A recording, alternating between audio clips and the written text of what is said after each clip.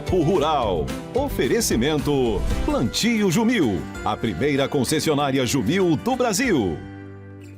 Seguindo com o nosso AgroSucesso nessa manhã, a gente tem a satisfação de receber aqui Enio Fernandes, consultor de mercado, produtor rural. O currículo do Enio é extenso, participa também de muitas associações, é sempre muito atuante no agronegócio. Bom dia, Enio, bem-vindo e obrigado por aceitar o nosso convite. Bom dia, Léo, sempre um prazer estar com você. Bom, a gente vai trazer aqui durante essa edição especial de fim de ano os principais destaques que marcaram o agronegócio de janeiro até dezembro. Então a gente começa falando de janeiro, fazendo essa retrospectiva, e lá em janeiro nós tivemos o primeiro caso de ferrugem asiática que foi registrado aqui em Rio Verde. Bom, esse ano foi um ano desafiador, né? Nós vamos passar por vários meses e você vai ver que todo ano tinha alguma intempérie afetando o produtor. No caso da ferrugem asiática, ela até aconteceu, mas os produtores nessa região usam altíssima tecnologia, são extremamente preparados, têm um maquinário extremamente robusto, a não ser que o clima cause um desastre, ou seja, chuvas ininterruptas, nós veremos os produtores controlando bem a ferrugem. Aconteceu o caso, o Sindicato Rural de Rio Verde faz um trabalho muito bem feito de monitoramento, os produtores levam lá as suas folhas da soja para eles analisarem, né? E graças a essa ação preventiva, a gente conseguiu controlar bem a ferrugem no ano de 2023. Em fevereiro, um grande destaque, os produtores estavam no ritmo acelerado na colheita da soja e o grande destaque, a geração de mão de obra nesse período. Pois é, se a gente olhar os dados que saem constantemente na imprensa especializada, né, o que você vê? Você vê a região de Goiás extremamente competitiva, né, buscando mão de obra, e a mão de obra do campo sendo muitas vezes, na maioria delas, remunerada mais que da cidade. Você pega uma qualificação de um produtor, de uma pessoa que trabalha no meio urbano, e você leva esse mesmo nível de qualificação, de preparo para o meio rural pagando sempre mais, né? E isso é bom para que a gente aquece a economia, gira a economia, a gente tem até alguns problemas de mão de obra, né? E essa questão de mão de obra não ficou restringida a fevereiro, não. Durante todo o ano nós estamos tendo essa demanda forte de mão de obra. Antigamente se falava, estuda, né, meu filho, para você ir para a cidade, né? E hoje é o contrário. Hoje é o estuda contrário. para você ajudar a gente lá na fazenda. Pois é, o desafio está... Fantástica essa comparação sua. Isso mostra a transformação de tecnologia que tem no campo, né? Quando a gente estuda, as áreas que mais recebem investimento em tecnologia no mundo é a militar, saúde humana e o agronegócio. E foi em fevereiro a união dos grandes eventos, o fortalecimento das maiores festas agropecuárias do Brasil. Verdade, sinceridade, né? É incrível o que essas organizações dessas feiras, desses eventos estão fazendo. Você pega a própria exposição agropecuária de Rio Verde, foi mais na frente, né? Gigante, forte, robusta, mas você vai em quase todos os eventos, o agro está fazendo evento muito robusto e o que ninguém fala, né? Todo mundo fala de faturamento do agro, faturou X milhões, agora pouca gente fala o que gerou de emprego, o que gerou de impostos esses, se bem aplicado, esses impostos vão em benefício à sociedade. Quando eu falo impostos e emprego, eu estou fazendo renda no município. E essa renda traz novos investimentos, novos desenvolvimentos, novas oportunidades de trabalho. A gente acaba entrando num ciclo produtivo, né, virtuoso. Ganha dinheiro porque investe, mas investe porque ganha dinheiro porque investe. Isso é muito positivo. Vamos lá para março, a chuva em excesso atrapalhando quem ainda tinha soja para colher aqui no sudoeste do estado. E muita gente, né? Muita gente. Não só atrapalhando a colheita, as estradas ficaram péssimas, né? Quantos e quantos vídeos a gente não viu de vereadores, produtores, mostrando as estradas sem condições nenhuma de operar e o produtor rural tendo um sacrifício enorme, mas enorme para tirar aquela safra do campo e ainda plantando segunda safra. Muitos produtores plantaram milho em março, sorgo em março e braquiária em março para tentar preparar seus solos.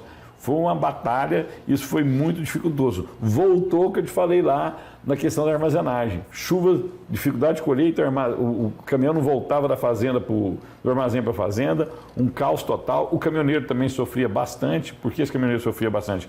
Porque ele não tinha condições de fazer várias viagens no dia. Às vezes ficava um dia na porta do armazém. Terminando o mês de março, nós tivemos Tecnoshow, a maior feira de tecnologia do campo do Centro-Oeste brasileiro, para fechar março. Fantástico. E outra coisa da Tecnoshow, né?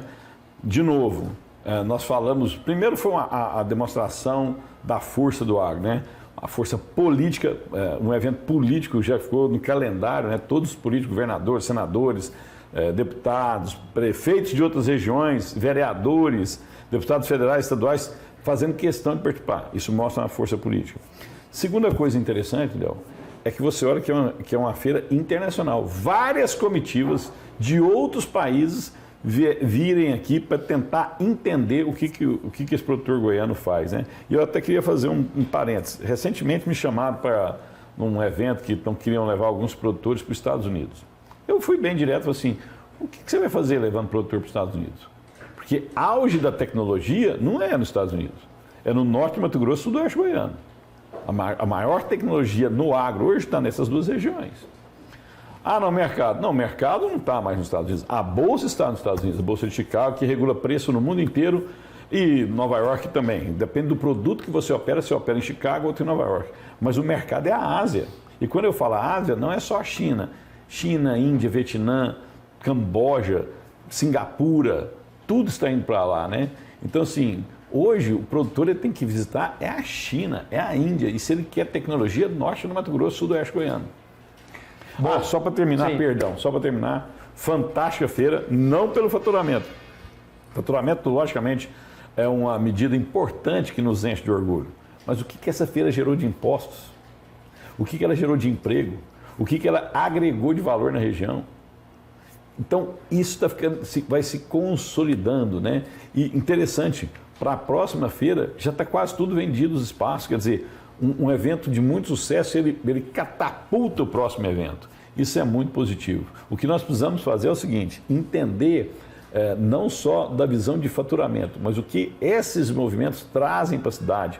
Hospedagem, refeições, impostos, taxas, é muito rico. Nesta edição, estamos conversando com Enio Fernandes, consultor de mercado, fazendo uma retrospectiva dos principais assuntos que movimentaram o ano de 2023. Em julho, a colheita do sorgo começou na região. Sorgo, Goiás é o maior produtor de sorgo do Brasil, a grande produção de sorgo do país é em Goiás. O clima ajudou. Se o clima ajudou soja, ele também ajudou milho. O sorgo que é mais resistente, aí sim que tivemos alta produtividade. O problema, preço. O preço do milho caiu, o preço do sorgo caiu, o preço do sorgo chegou a níveis que não pagava nem sequer parte do investimento do produtor. Os que não puderam segurar amargaram grandes prejuízos, mesmo tendo excelentes produtividades. Final de julho, um momento para descansar, relaxar um pouco, Expo Rio Verde. Para alguns descansar, né?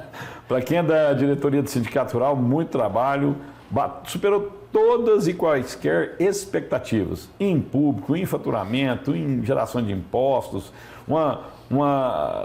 na área de segurança pública, uma parceria muito forte do Sindicato Rural com a Polícia Civil Militar, isso ajudando toda a sociedade, trazendo segurança para Rio Verde, um programa intensivo de reciclagem, né? Desde latinhas, material para a nossa indústria de reciclagem aqui, uma parceria muito forte. E também a gente tem que lembrar da ação benemérita do Sindicato Rural, com cestas básicas que foram arrecadadas e depois foram doadas para as nossas instituições.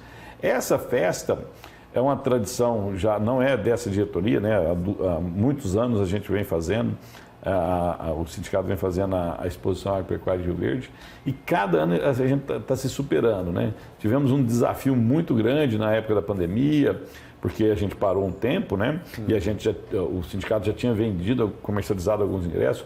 O desafio era fechar a conta depois da pandemia, conseguindo fechar, depois a gente veio e entregou uma grande festa. Parabéns ao presidente Olavinha e a toda a equipe dele.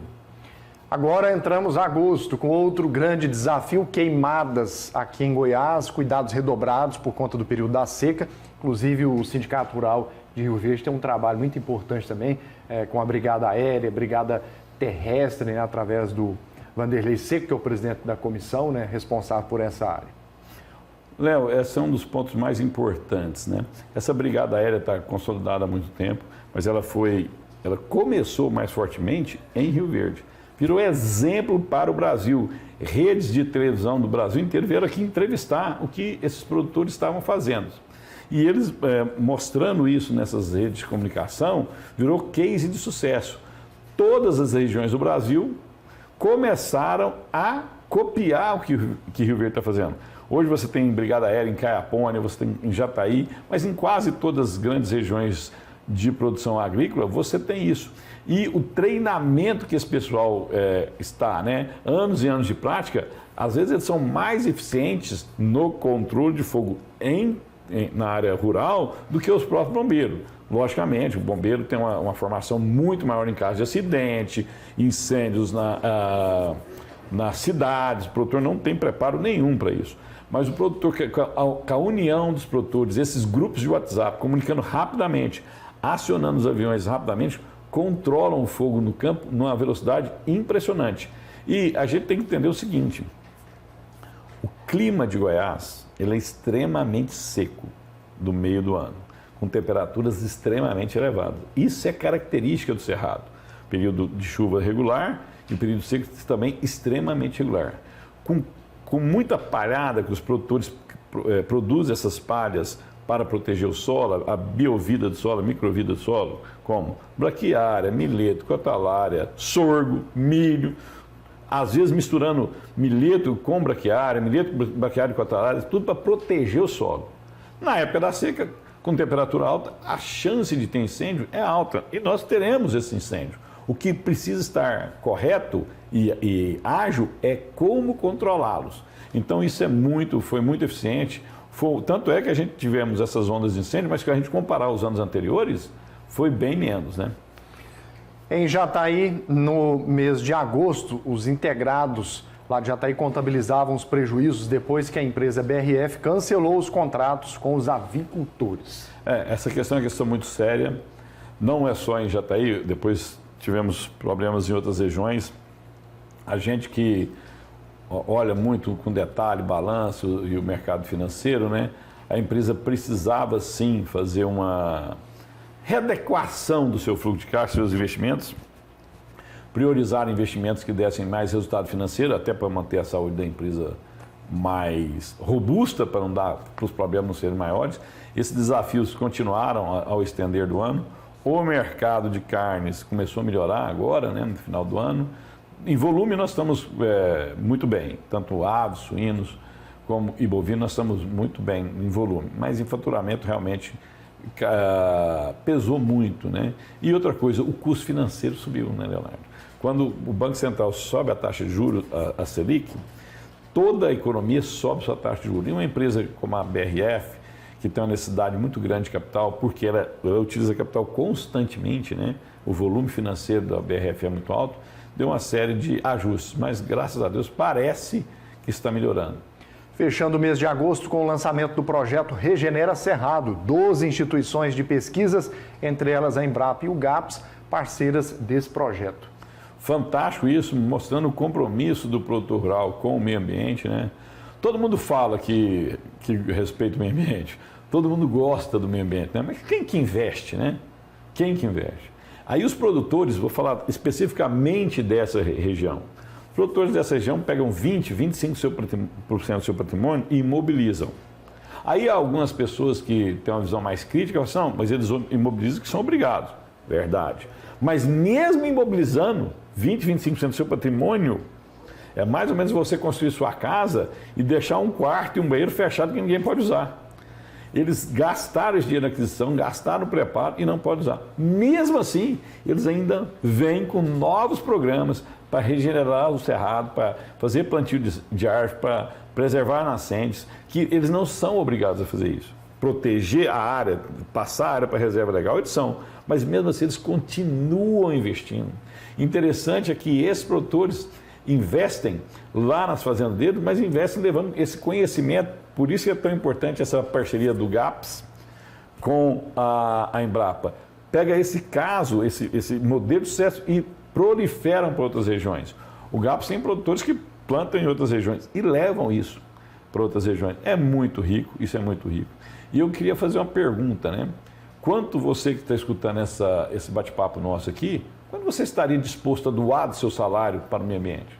Quando? O produtor doa.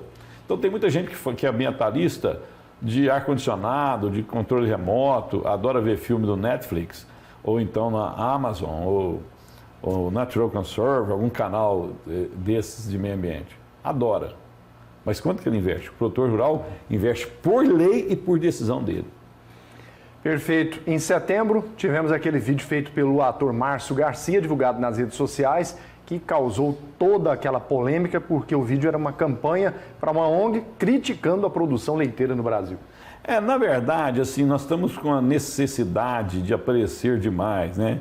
O ser humano hoje ele tem uma necessidade de mídia constantemente, né? É só você olhar os aplicativos de mídia que você vê essa necessidade do ser humano de se posicionar.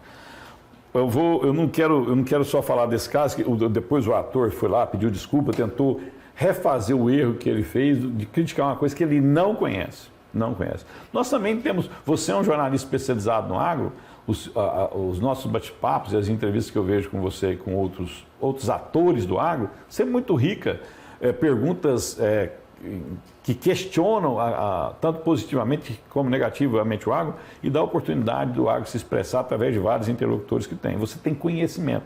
Agora eu vejo alguns, até jornalistas de renome, né, querendo dar opinião sobre coisas que não conhecem. E não é só no agro.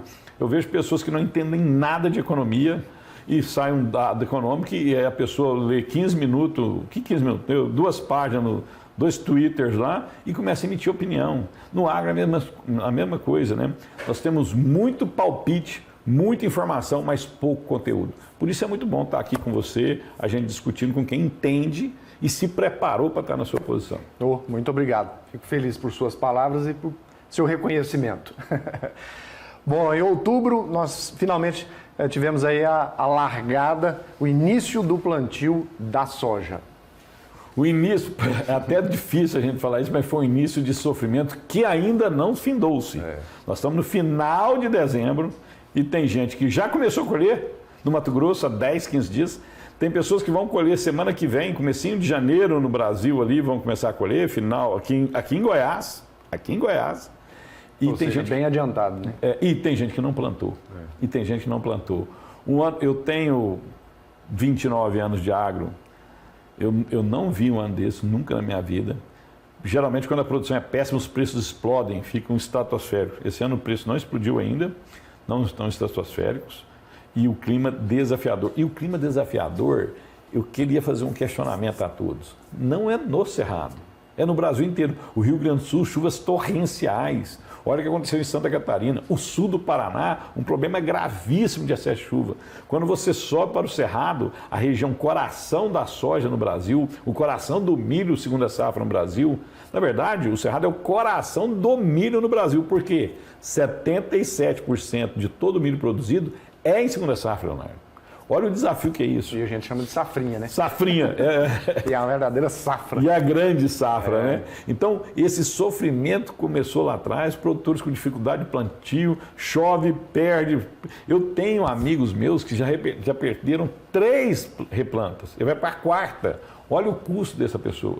Então, por que ele não para? Algumas perguntas falam assim, por que ele não para? Porque prejuízo eu consigo administrar. Eu não consigo administrar, é não faturamento. Ele tem compromissos a serem pagos, financiamentos a serem pagos, arrendamentos que precisam ser pagos. Eu tenho compromissos em grão que precisam ser entregues. E o outro lado não quer o dinheiro, eu quero o grão. Então esse produtor é obrigado a semear novamente. E também no mês de outubro, outro problema grave, a falta de energia elétrica no campo, prejudicando os produtores. No mês de outubro? Também. No mês de outubro, Léo? Vamos colocar aqui o ano inteiro. A falta de energia é sério, né? Eu evito criticar as empresas que foram vencedoras da licitação e compraram a Equatorial lá atrás, a Enel lá atrás, a Equatorial agora, porque o investimento que estão sendo feitos são maciços, mas a gente precisa melhorar muito essa comunicação. É impossível você ficar 7 dias, 4 dias sem energia elétrica.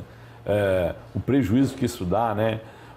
Um bairro aqui em Rio Verde ficou 4 dias sem luz, saiu tudo quanto é mídia, todo mundo se posicionando, vereadores se posicionando. O campo isso acontece todo dia. Choveu, ameaçou chuva, a gente teve problema de energia. E lembra, Leonardo, nós estamos falando aqui de problema de energia em um ano que choveu muito pouco. Imagina se é um ano que chove demais. Como é que nós iríamos fazer? Desafiador esse problema de energia em Goiás. E eu afirmo, Goiás não cresce mais, Rio Verde não cresce mais, porque tem muito projeto parado à espera de energia. Desde prédios a serem construídos, indústrias a serem montadas, pivôs centrais a serem instalados, que já tenha a licença ambiental para fazer isso, a outorga para captar água, mesmo assim não vai por falta de energia. Ainda no mês de novembro, as altas temperaturas e também falta de chuva seguiu preocupando o produtor rural e ainda segue. Né, e ainda segue. O seu final é muito interessante, ainda segue. Nós estamos na quarta onda de calor. 10, 15 dias sem chuva e um calor extremamente intenso. Essas ondas de calor deterioram fortemente a produtividade, afetam fortemente a produtividade da soja. E também a gente teve atraso no plantio de algumas regiões, né, Léo? Isso vai comprometer o plantio da segunda safra. Ou seja, além de eu estar destruindo a produtividade da soja, eu estou comprometendo a produtividade do milho de segunda safra, que eu vou plantar um pouco mais tarde, se o produtor decidir tomar esse risco, né? O produtor do Rio Grande do Sul não conseguiu plantar todo o arroz que queria e o que plantou sofreu demais com chuva. Tanto é que vocês vão ver os preços do arroz começarem a subir. O preço do feijão, mesmo irrigado, a temperatura estava tão alta que a lâmina de água que o pivô central jogava, ou o gotejamento aplicava no solo, a evapotranspiração, que é o calor que tira essa água do solo, tecnicamente se chama evapotranspiração. Essa evapotranspiração é maior do que joga a quantidade de água. O que acontece? O preço do feijão também subia. Qual é o seu destaque de dezembro, para a gente encerrar? No caso de dezembro agora é a esperança, né? O produtor ele é um crédulo, ele é um esperançoso, ele tem fidúcia. Na verdade, ele tem fé. Eu falo, qualquer profissão do mundo você pode ter ateus, pessoa que não acredita em Deus. Ele colocou uma semente no chão, ficou sem chover, ele vira cristão na hora, ele crê no ser superior, independente da religião, católica ou outras religiões que tem, mas ele reza, ele crê, ele acredita. E ele acredita desde o começo. Tem muito vídeo rodando na mídia e eu acho até que a gente tem que tomar cuidado com esses vídeos, né? Mostrando que o produtor investe seu dinheiro no campo, no solo e espera a chuva. O vídeo é uma realidade, mas a gente tem que saber comunicar isso. Mas é uma profissão que acreditar é o fundamental. Nós estamos no final do ano, nós precisamos continuar acreditando no agro, que o agro vai trazer desenvolvimento, emprego, renda, melhor qualidade de vida e impostos. O agro paga muito impostos. Qualquer empresário no Brasil paga muito imposto.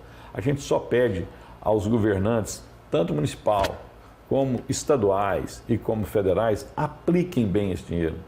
Se o Brasil aplicar bem os recursos que a população brasileira paga, a gente vai ser uma das maiores nações do mundo. Enquanto a gente estiver usando esse recurso de forma não eficiente e focando só nas próximas eleições, a gente vai continuar patinando. Mas a mensagem para dezembro é fé. Acreditem, esse é um negócio, o mundo precisa do seu alimento, o mundo precisa do seu sacrifício e tem muito pouca gente que quer ficar num sol de 40 graus trabalhando, tem muita pouca gente que quer pegar todo o seu patrimônio e enterrar no solo no ano esperando a chuva. Isso é para muito pouca gente. Por isso vocês são tão especiais. Enio Fernandes, consultor de mercado, obrigado pela parceria ao longo de 2023. Espero contar com você aqui no ano que vem para a gente continuar levando análises reais do que realmente está acontecendo no nosso mercado, porque isso é muito importante. O agro não precisa de mais analistas de ar-condicionado, a gente precisa de analistas que realmente visitam as propriedades, mantêm contato com os produtores e sabem do que está falando. Muito obrigado. Eu que sou grato, é um prazer estar do seu lado. Qualquer projeto do seu lado é um projeto prazeroso, que você entende o que você fala, você se dedica a isso. A aproveitar para desejar um fantástico 2024, que Deus ilumine a todos nós com muita saúde, muita sabedoria e muita produção divina. Muito obrigado. Papo Rural. Oferecimento Plantio Jumil, a primeira concessionária Jumil do Brasil.